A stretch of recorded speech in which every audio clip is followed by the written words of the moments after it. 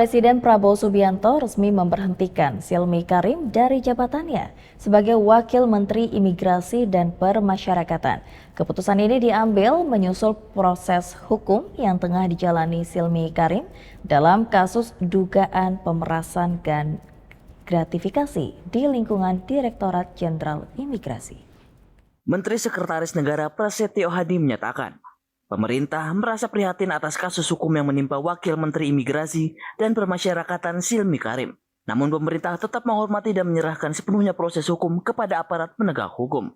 Sebagai bentuk penghormatan terhadap proses tersebut, Presiden Prabowo Subianto telah menandatangani surat pemberhentian Silmi Karim dari jabatannya sebagai Wakil Menteri Imigrasi dan Pemasyarakatan. Meski posisi Wakil Menteri kini kosong, pemerintah belum menetapkan sosok pengganti. Tugas dan fungsi keseharian di Kementerian Imigrasi dan Pemasyarakatan untuk sementara akan tetap dijalankan di bawah koordinasi Menteri IMIPAS beserta jajarannya.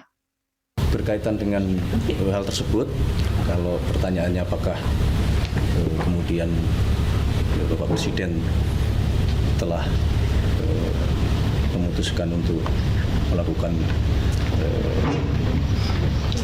putusan penghentian kepada yang bersangkutan dalam jabatan beliau sebagai Wakil Menteri Kementerian Imigrasi dan Pemasyarakatan, kami sampaikan bahwa sore hari ini Bapak Presiden telah menandatangani surat pemberhentian tersebut.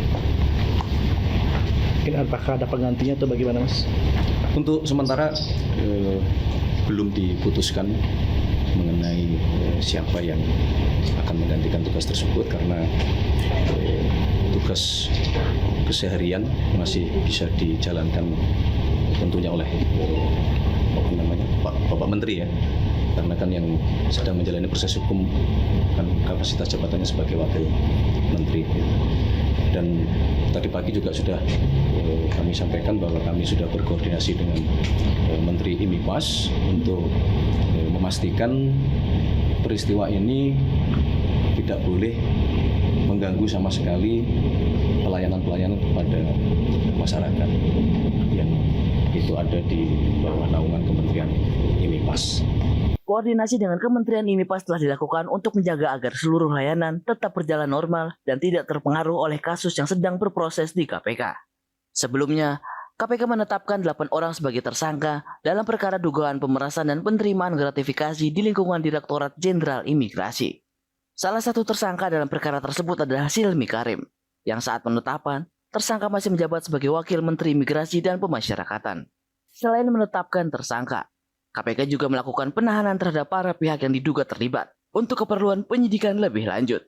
Dalam proses pengungkapan kasus, penyidik KPK menyita sejumlah barang bukti berupa uang tunai dalam berbagai mata uang asing, logam mulia, serta jumlah aset kendaraan yang diduga berkaitan dengan tindak pidana korupsi tersebut. Tim Liputan, Eljon Media melaporkan.